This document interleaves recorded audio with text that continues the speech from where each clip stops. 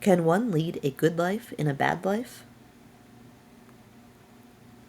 I would like to follow up on a question that Adorno posed, one that is still alive for us today.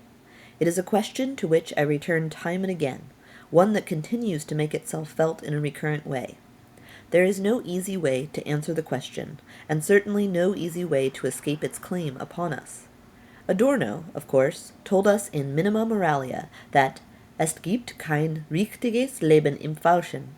Wrong life cannot be lived rightly, in Jeffcott's translation. And yet this did not lead him to despair of the possibility of morality.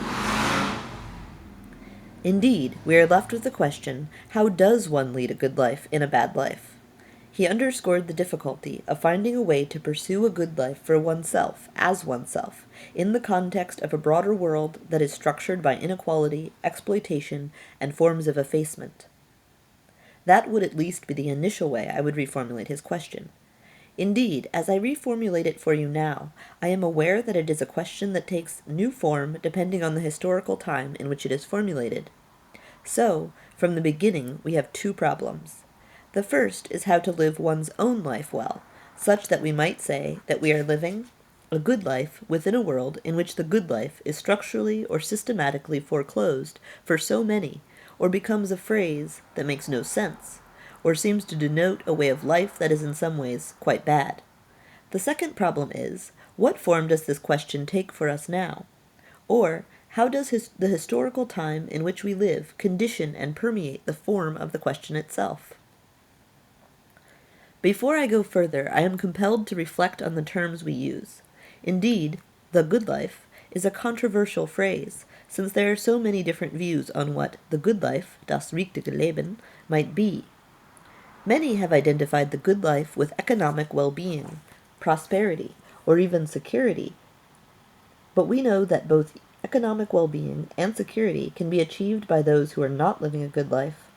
And this is most clear when those who claim to live the good life do so by profiting off the labor of others, or relying on an economic system that entrenches forms of inequality. So, the good life has to be defined more broadly so that it does not presuppose or imply inequality, or it has to be reconciled with other normative values.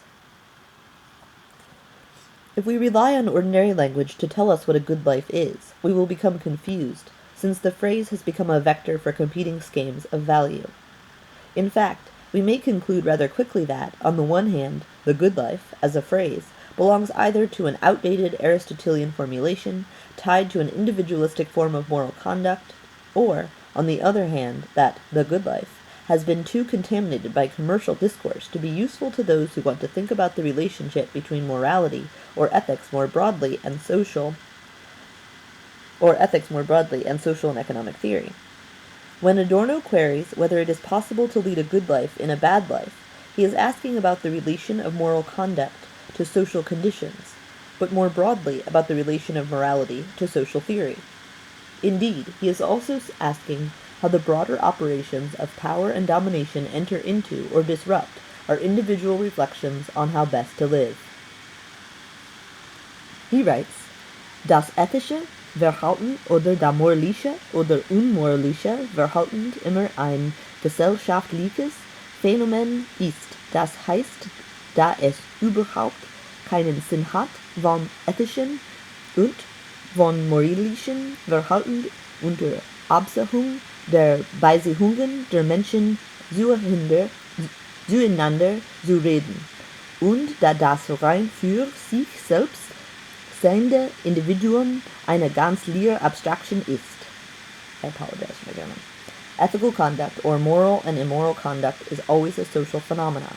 In other words, it makes absolutely no sense to talk about ethical and moral conduct separately from relations of human beings to each other, and an individual who exists purely for himself is an empty abstraction.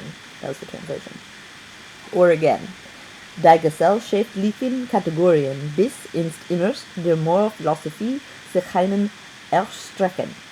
Social categories enter into the very fiber of those of moral philosophy.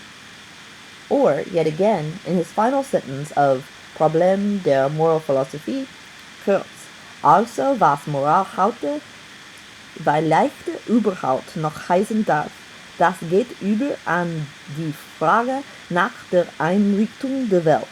Man könnte sagen, die Frage nach dem richtigen Leben wäre die Frage nach der richtigen Politik, selber heute im Bereich des zu verwirklichenden gelegen wäre. Anything we can call morality today merges into the question of the organization of the world. We might even say that the quest for the good life is the quest for the right form of politics, if indeed such a right form of politics lay within the realm of what can be achieved today. And so it makes sense to ask, which social configuration of life enters into the question how best to live? If I ask how best to live, or how to lead a good life, I seem not only to draw upon ideas of what is good, but also what is living, and what is life. I must have a sense of my life in order to ask what kind of life to lead, and my life must appear to me as something I might lead, something that does not just lead me. And yet it is clear that I cannot lead all aspects of the living organism that I am, even though I am compelled to ask, how might I lead my life? How does one lead a life when not all life processes that make up a life can be led, or when only certain aspects of a life can be directed or formed in a deliberate or reflective way, and others clearly not? So the question, how am I to lead a good life, is one of the elementary questions of morality, indeed perhaps its defining question. Then it would seem that morality from its inception is bound up with biopolitics. By biopolitics I mean those powers that organize life, even the powers that differentially dispose lives to precarity, as part of a broader management of populations through governmental and non-governmental means, and that establish a set of measures for the differential valuation of life itself. In asking how to lead my life, I am already negotiating such forms of power. The most individual question of morality, how do I live this life that is mine, is bound up with biopolitical questions distilled in forms such as these. Whose lives matter? Whose lives do not matter as lives, are not recognizable as living, or count only ambiguously as alive? Such questions presume that we cannot take for granted that all living humans bear the status of a subject who is worthy of rights and protections, with freedom and a sense of political belonging. On the contrary, such a status must be secured through political means, and where it is denied, that deprivation must be made manifest. It has been my suggestion that to understand the differential way that such a status is allocated, we must ask whose lives are grievable and whose are not. The biopolitical management of the ungrievable proves crucial to approaching the question, how do I lead this life? And how do I live this life within the conditions of living that structure us now? At stake is the following sort of inquiry. Whose lives are already considered not lives, or only partially living, or already dead and gone, prior to any explicit destruction or abandonment? Of course, this question becomes more acute for anyone who already understands him or herself to be a dispensable sort of being, one who registers at an affective and corporal level that his or her life is not worth safeguarding, protecting, and valuing. This is someone who understands that she or he will not be grieved if his or her life is lost, and so one for whom the conditional claim, I would not be grieved, is actively lived in the present moment. If it turns out that I have no certainty that I will have food or shelter, or that no social network or institution would catch me if I fall, then I come to belong to the ungrievable. This does not mean that there won't be someone who grieves me, or that the ungrievable do not have ways of grieving one another. It doesn't mean that I won't be grieved at one corner, and not in another, or that the loss doesn't register at all. But these forms of persistence and resistance still take place within the shadow life of the public, occasionally breaking out and contesting those schemes by which they are devalued by asserting their collective value. So yes, the ungrievable gather sometimes in public insurgencies of grief, which is why in so many countries it is difficult to distinguish the funeral from the demonstration. So, I overstate the case, but I do it for a reason. The reason that someone will not be grieved, or has already been established as one who is not to be grieved, is that there is no present structure of support that will sustain that life, which implies that it is devalued, not worth supporting and protecting as a life by dominant schemes of value.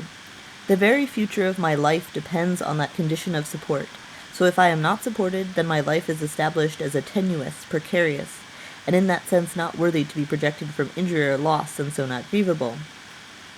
If only a grievable life can be valued and valued through time, then only a grievable life will be eligible for social and economic support, housing, healthcare, employment, rights of political expression, forms of social recognition, and conditions for political agency. One must, as it were, be grievable before one is lost, before any question of being neglected or abandoned, and one must be able to live a life knowing that the loss of this life that I am would be mourned, and so every measure will be taken to forestall this loss. But if one is alive at the same time that one registers that the life one is living will never be considered losable or lost, precisely because it was never considered a life or was already considered lost, then how do we understand this shadowy domain of existence, this modality of non-being, in which populations nevertheless live? From within a felt sense that one's life is ungrievable or dispensable, how does the mortal question get formulated, and how does the demand for public grieving take place? In other words, how do I endeavor to lead a good life if I do not have a life to speak of, or when the life that I seek to lead is considered dispensable, or is in fact already abandoned? When the question that I lead is unlivable, when the life that I lead is unlivable, a rather searing paradox follows, for the question, how do I lead a good life, presumes that there are lives to be led, that is, that there are lives recognized as living, and that mine is among them. Indeed, the question presumes as well that there is an I who has the power to pose the question reflexively, and that I also appear to myself, which means that I can appear within the field of appearance that is available to me. For the question to be viable, the one who asks it must be able to pursue whatever answer emerges. For the question to clear a path that I can follow, the world must be structured in such a way that my reflection and action prove not only possible, but efficacious. If I am to deliberate on how best to live, then I have to presume that the life I seek to pursue can be affirmed as a life, that I can affirm it, even if it is not affirmed more generally, or even under those conditions when it is not always easy to discern whether there is a social and economic affirmation of my life. After all, this life that is mine is reflected back to me from a world that is disposed to allocate the value of life differentially, a world in which my own life is valued more or less than others. In other words, this life that is mine reflects back to me a problem of equality and power, and more broadly, the justice or injustice of the allocation of value. So, if this sort of world, what we might be compelled to call the bad life, fails to reflect back my value as a living being, then I must become critical of those categories and structures that produce the forms of effacement and inequality. In other words, I cannot affirm my own life without critically evaluating those structures that differentially value life itself. This practice of critique is one in which my own life is bound up with the objects that I think about. My life is this life lived here in the spatio-temporal horizon established by my body, but it is also out there, implicated in other living processes of which I am but one. Further, it is implicated in the power differentials that decide whose life matters more, and whose life matters less, whose life becomes a paradigm for all living things, and whose life becomes a non-life within the contemporary terms that govern the value of living beings. Adorno remarks that man muss an dem Normativen, an der Selbstkritik, an der Frage nach dem Richtigen oder Falschen und gleichzeitig an der Kritik der Fehlbarkeit der Instanz festhalten, die eine solche Art der Selbstkritik sich zutraut. We need to hold fast to moral norms, to self-criticize, to the question of right and wrong, and at the same time to a sense of the fallibility of the authority that has the confidence to undertake such self-criticism. This I may not be as knowing about itself as it claims, and it may well be true that the only terms by which this I grasps itself are those that belong to a discourse that precedes and informs thought without any of us being able to fully grasp its workings and its effects. And since values are defined and distributed through modes of power whose authority must be questioned, I am in a certain bind. Do I establish myself in the terms that would make my life valuable, or do I offer a critique of the reigning order of value? So, though I must and do ask, how shall I live a good life, and this aspiration is an important one, I have to think carefully about this life that is mine, that is also a broader social life that is connected with other living beings in ways that engage me in critical relation to the discursive orders of life and value in which I live, or rather in which I endeavor to live. What gives them their authority? And is that authority legitimate? Since my own life is at stake in such an inquiry, the critique of the biopolitical order is a living issue for me, and as much as the potential for living a good life is at stake, so too is the struggle to live and the struggles to live within a just world. Whether or not I can live a life that has value is not something that I can decide on my own, since it turns out that this life is and is not my own, and that this is what makes me a social creature and a living one. The question of how to live this good life, then, is already from the start bound up with this ambiguity, and it is bound up with a living practice of critique. If I am not able to establish my value in the world any more than in a transient way, then my sense of possibility is equally transient. The moral imperative to lead a good life, and the reflective questions it engenders, can both sometimes seem very cruel and unthinking to those who live in conditions of hopelessness, and we can perhaps easily understand the cynicism that sometimes envelops the very practice of morality. Why should I act morally, or even ask the question of how best to live, if my life is already not considered to be a life, if my life is already treated as a form of death, or if I belong to what Orlando Patterson has called the realm of social death, a term he used to describe the condition of living under slavery? Because contemporary forms of economic abandonment and dispossession that follow from the institutionalization of neoliberal rationalities or the differential production of precarity cannot for the most part be analogized with slavery, it remains important to distinguish among modalities of social death. Perhaps we cannot use one word to describe the conditions under which lives become unlivable, yet the term precarity can distinguish between modes of unlivability, those who, for instance, belong to imprisonment without recourse to due process, those who characterize living in war zones or under occupation, exposed to violence and destruction without recourse to safety or exit, those who undergo forced emigration and live in liminal zones, waiting for borders to open, food to arrive, and the prospect of living with documentation, those who mark the condition of being part of a dispensable or expendable workforce, for whom the prospect of a stable livelihood seems increasingly remote, and who live in a daily way within the collapsed temporal horizon, suffering a sense of a damaged future in the stomach and in the bones, trying to feel but fearing more what might be to be felt. How can one ask how best to lead a life when one feels no power to direct life, when one is uncertain that one is alive, or when one is struggling to feel the sense that one is alive, but also fearing that feeling and the pain of living in this way? Under contemporary conditions of forced emigration and neoliberalism, vast populations now live with no sense of a secure future, no sense of continuing political belonging, living a sense of damaged life as a part of the daily experience of neoliberalism. I do not mean to say that the struggle for survival precedes the domain of morality or moral obligation as such, since we know that even under conditions of extreme threat, people do offer whatever acts of support are possible. We know this from some of the extraordinary reports from the concentration camps. In the work of Robert Antelme, for instance, it would be the exchange of a cigarette between those who share no common language, but find themselves in the same condition of imprisonment and peril in the concentration camp.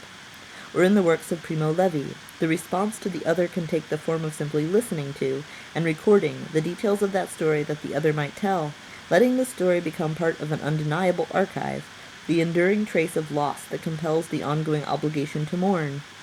Or in the work of Charlotte Delbo, the sudden offering to another of the last piece of bread that one desperately needs for oneself. And yet, in these same accounts, there are those who will not extend the hand, who will take the bread for oneself, hoard the cigarette, and sometimes suffer the anguish of depriving another under conditions of radical destitution.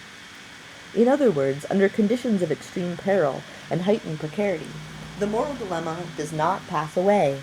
It persists precisely in the tension between wanting to live and wanting to live in a certain way with others. One is still in small and vital ways leading a life, as one recites or hears the story, as one affirms whatever occasion there might be to acknowledge the life and suffering of another. Even the utterance of a name can come as the most extraordinary form of recognition, especially when one has become nameless, or when one's name has been replaced by a number, or when one is not addressed at all. At a controversial moment, in speaking about the Jewish people, Hannah Arendt made it clear that it was not enough for the Jews to struggle for survival, and that survival could not be the end or goal of life itself. Citing Socrates, she insisted on the crucial distinction between the desire to live and the desire to live well, or rather, the desire to lead the good life. For Arendt, survival was not and should not be a goal in itself, since life itself was not an intrinsic good. Only the good life makes life worth living. She resolved the Socratic dilemma quite easily, but perhaps too quickly, or so it seems to me. I am not sure her answer can work for us, nor am I convinced that it ever did quite work. For Arendt, the life of the body had for the most part to be separated from the life of the mind, which is why, in The Human Condition, she drew a distinction between the public and private spheres. The private sphere included the domain of need, the reproduction of material life, sexuality, life, death, and transience. She clearly understood that the private sphere supported the public sphere of action and thought, but in her view, the political is defined by action, including the active sense of speaking. So the verbal deed became the action of the deliberative and public space of politics. Those who entered into the public sphere did so from the private sphere, so the public sphere depended fundamentally on the reproduction of the private and the clear passageway that led from the private to the public. Those who could not speak Greek, who came from elsewhere and whose speech was not intelligible, were considered barbarians, which means that the public sphere was not conceived as a space of multilingualism, and so failed to imply the practice of translation as a public obligation. And yet, we can see that the efficacious verbal act depended on a stable and sequestered private sphere that reproduced the masculine speaker and actor, and b, a language designated for verbal action, the defining feature of politics, that could be heard and understood because it conformed to the demands of monolingualism. The public sphere, defined by an intelligible and efficacious set of speech acts, was thus perpetually shadowed by the problems of unrecognized labor, women and slaves, and multilingualism. And the site where both converge was precisely the situation of the slave, one who could be replaced, whose political status was null, and whose language was considered no language at all. Of course, Arendt understood that the body was important to any conception of action, and that even those who fight in resistances or in revolutions had to undertake bodily actions to claim their rights and to create something new. And the body was certainly important to public speech, understood as a verbal form of action. The body appears again as a central figure in her important conceptions of natality, which is linked with her conception of both aesthetics and politics. After all, the kind of action understood as giving birth is not quite the same as the action involved in revolution, and yet both are bound together by the fact that they are different ways of creating something new, without precedent. If there is suffering in acts of political resistance, or indeed in giving birth, it is the suffering that serves the purpose of bringing something new into the world. And yet, what we do make of that suffering that belongs to forms of labor that slowly or quickly destroy the body of the laborer, or other forms that serve no instrumental purpose at all? If we define politics restrictively as an active stance, verbal and physical, that takes place within a clearly demarcated public sphere, then it seems we are left to call useless suffering and unrecognized labor the pre-political experiences, not actions, that exist outside the political as such. However, since any conception of the political has to take into account what operation of power demarcates the political from the pre-political, and how the distinction between public and private accords differential value to different life processes, we have to refuse the Arendtian definition, even as it gives us so much value. Or rather, we have to take the Arendtian distinction between the life of the body and the life of the mind as a point of departure for thinking about a different kind of bodily politics. After all, Arendt does not simply distinguish mind and body in a Cartesian sense. Rather, she affirms only those forms of embodied thought and action that create something new, that undertake action with a performative efficacy. Actions that are performative are irreducible to technical applications, and they are differentiated from passive and transient forms of experience. Thus, when and where there is suffering or transience, it is there to be transformed into the life of action and thought, and that action and thought has to be performative in the illocutionary sense, modeled on aesthetic judgment, bringing something new into the world. This means that the body, concerned solely with the issues of survival, with the reproduction of material conditions and the satisfaction of basic needs, is not yet the political body. The private is necessary, to be sure, since the political body can only emerge from the light of public space to act and think if it is well fed and well sheltered, supported by numerous pre-political actors whose action is not political. If there is no political actor who cannot assume that the private domain operates as support, then the political defined as the public is essentially dependent on the private, which means that the private is not the opposite of the political but enters into its very definition. This well-fed body speaks openly and publicly. This body who spent the night sheltered and in the private company of others emerges always later to act in public. That private sphere becomes the very background of public action, but should it for the reason be cast as pre-political? Does it, for instance, matter whether relations of equality or dignity or nonviolence exist in that shadowy background where women, children, the elderly, and slaves dwell? If one sphere of inequality is disavowed in order to justify and promote another sphere of equality, then surely we need a politics that can name and expose that very contradiction and the operation of disavowal by which it is sustained. If we accept the definition Arendt proposes between public and private, we run the risk of ratifying that disavowal.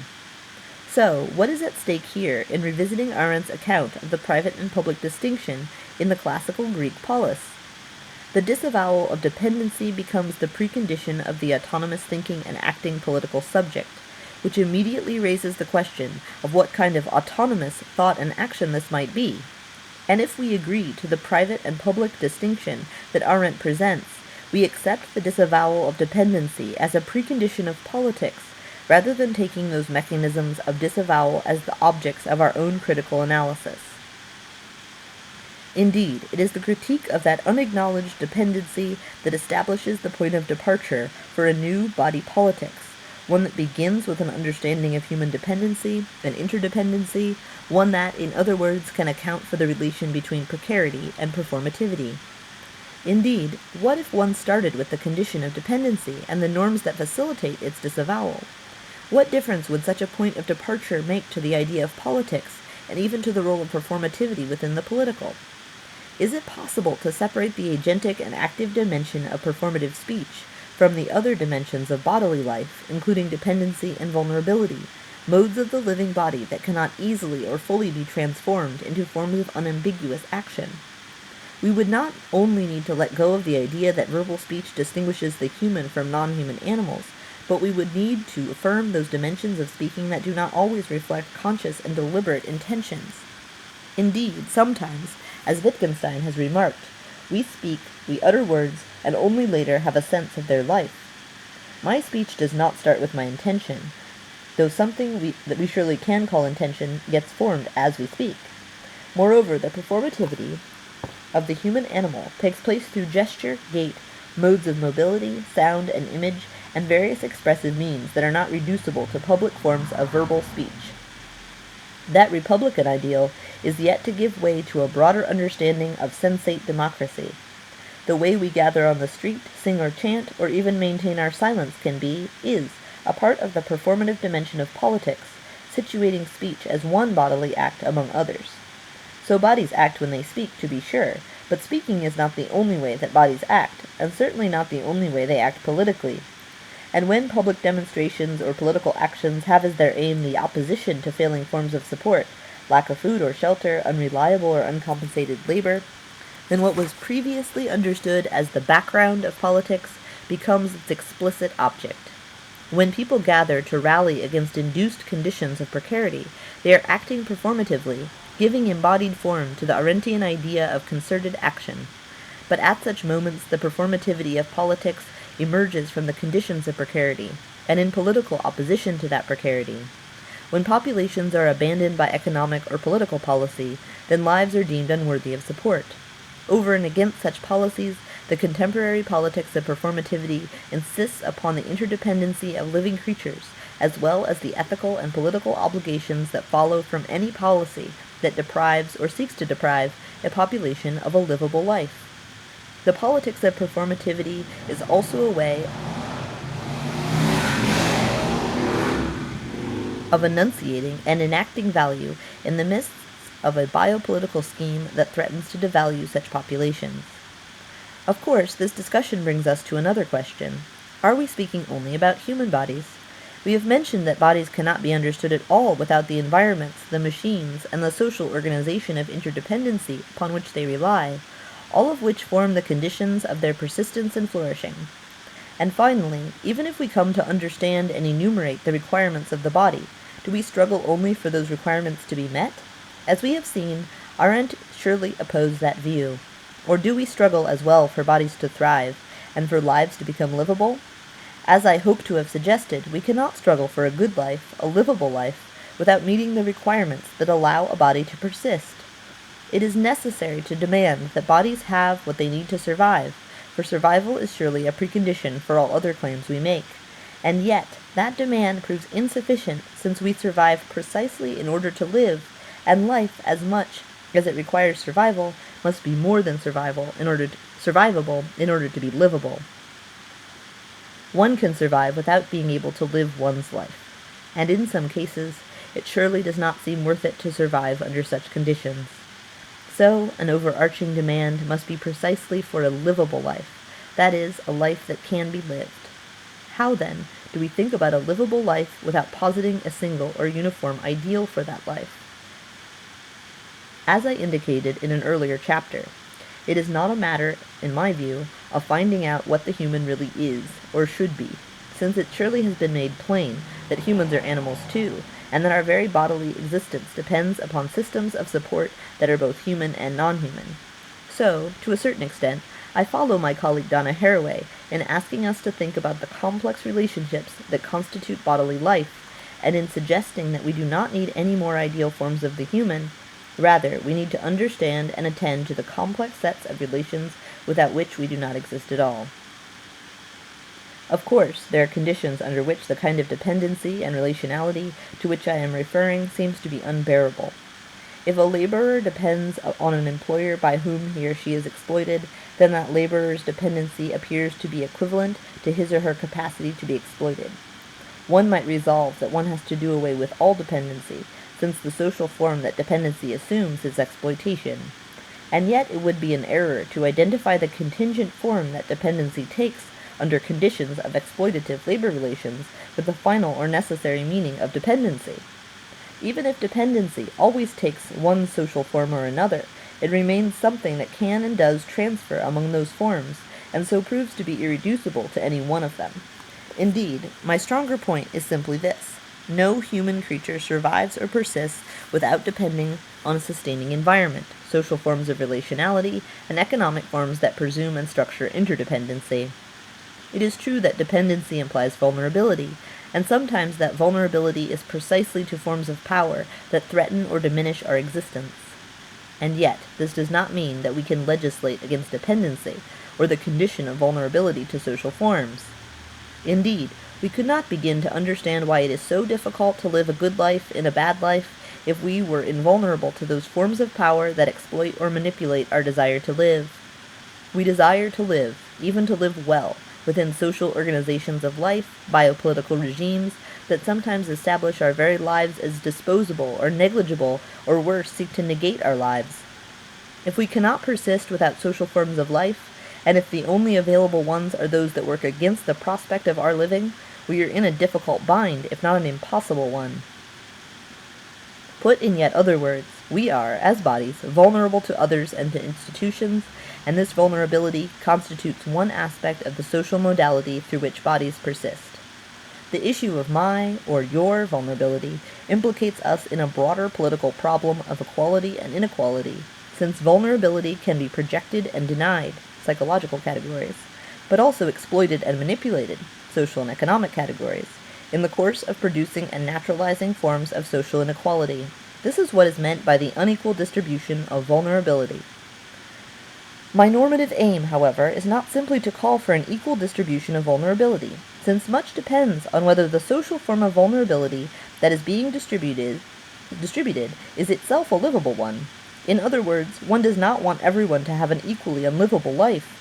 As much as equality is a necessary goal, it remains insufficient if we do not know how best to evaluate whether or not the social form of vulnerability is to be distributed as just. On the other hand, I am arguing that the disavowal of dependency and, in particular, the social form of vulnerability to which it gives rise, works to establish a distinction between those who are dependent and those who are not, and this distinction works in the service of inequality, shoring up forms of paternalism or casting those in need in essentialist terms. On the other hand, I am suggesting that only through a concept of interdependency that affirms the bodily dependency, conditions of precarity, and potentials for performativity, can we think a social and political world that seeks to overcome precarity in the name of livable lives. In my view, vulnerability constitutes one aspect of the political modality of the body, where the body is surely human, but understood as a human animal. Vulnerability to one another, that is to say, even when conceived as reciprocal, marks a pre-contractual dimension of our social relations. This means as well that at some level it defies our instrumental logic that claims that I will only protect your vulnerability if you protect mine, wherein politics becomes a matter of brokering a deal or making a calculation on chances. In fact, vulnerability constitutes one of the conditions of sociality and political life that cannot be contractually stipulated, and whose denial and manipulability constitute an effort to destroy or manage an interdependent social condition of politics. As J. Bernstein has made clear, vulnerability cannot be associated exclusively with injurability. All responsiveness to what happens is a function and effect of vulnerability, whether it is an openness to registering a history that has not yet been told, or a receptivity to what another body undergoes or has undergone, even when that body is gone. As I have suggested, bodies are always in some sense outside themselves, exploring or navigating their environment, extended and even sometimes dispossessed through the senses.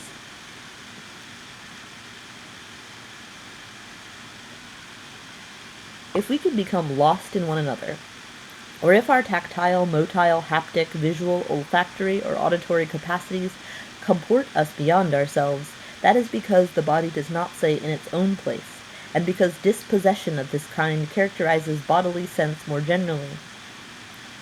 When being dispossessed in sociality is regarded as a constitutive function of what it means to live and to persist, what difference does it make to the idea of politics itself?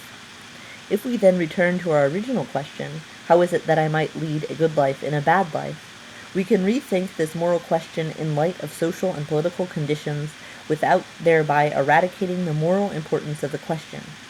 It may be that the question of how to live a good life depends upon having the power to lead a life, as well as the sense of having a life, living a life, or indeed the sense of being alive.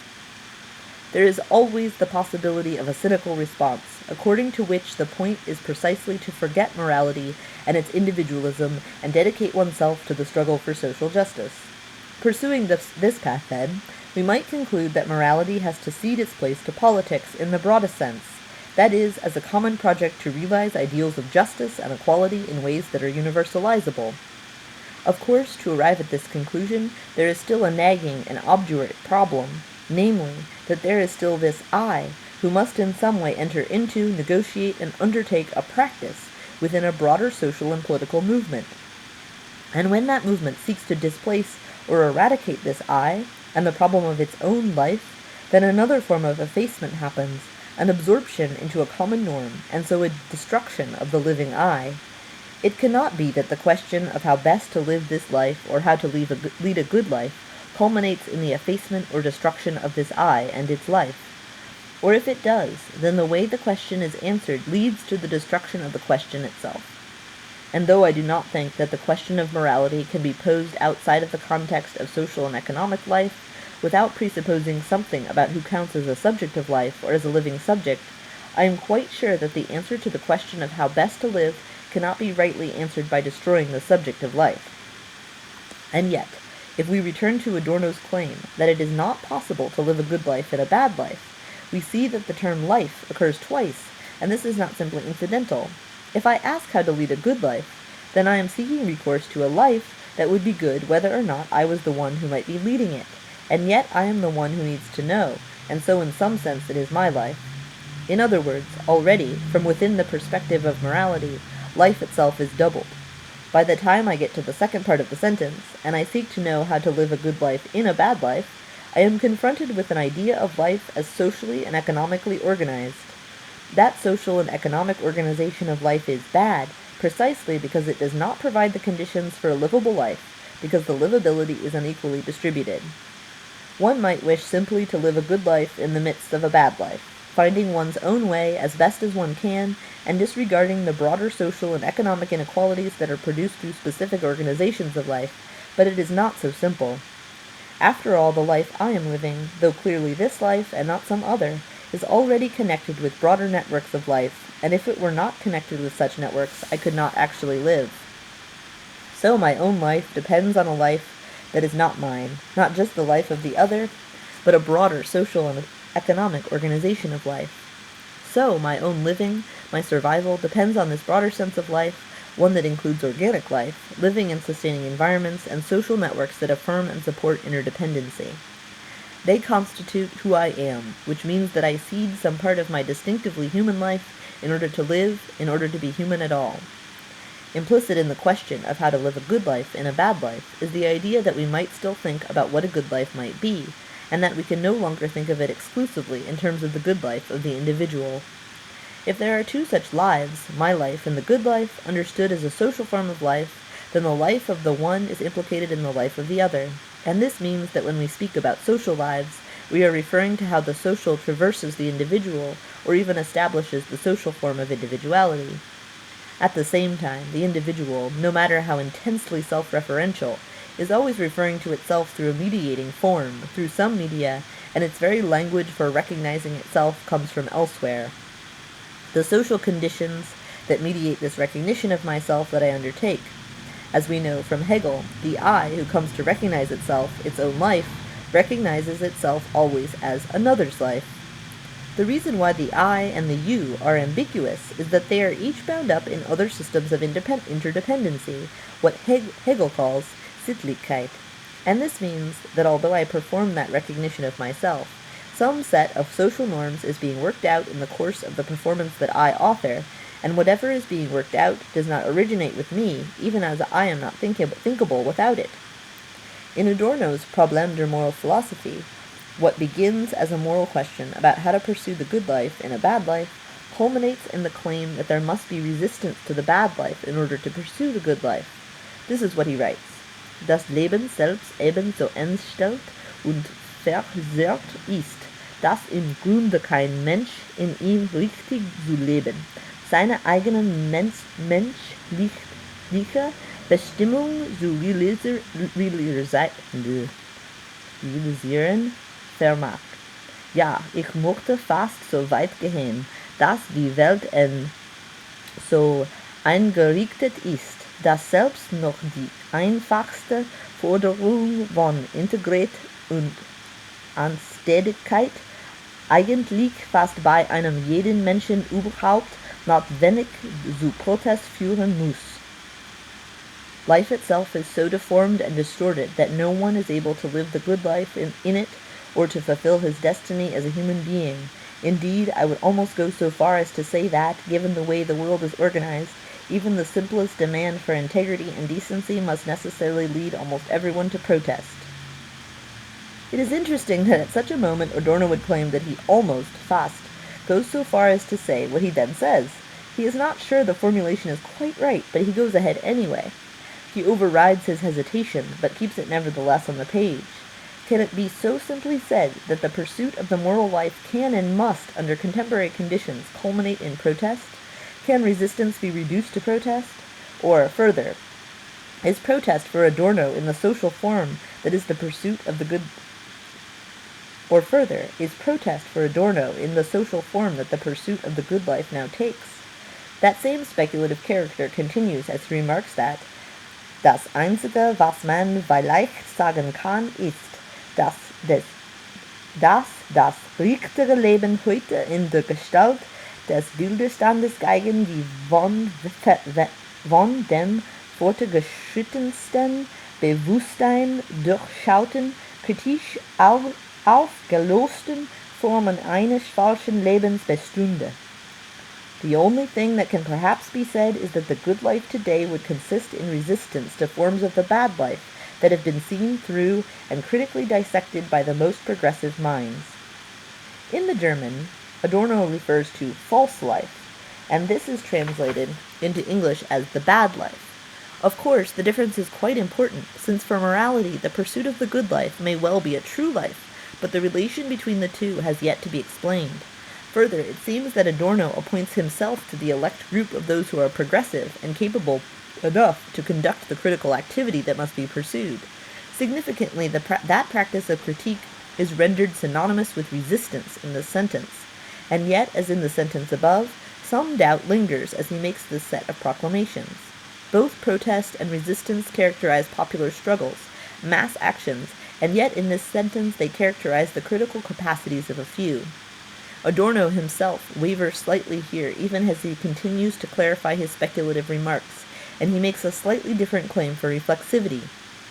Dieser Widerstand gegen das, was die Welt aus uns gemacht hat, ist nun beileibe nicht bloß ein Unterschied gegen die Außenwelt, sondern dieser Widerstand musste sich allerdings in uns selber gegen all das erweisen, worin wir dazu tendieren, mitzuspielen. This resistance to what the world has made of us does not at all imply merely an opposition to the external world on the grounds that we would be fully entitled to resist it. In addition, we ought also to mobilize our own powers of resistance in order to resist those parts of us that are tempted to join in.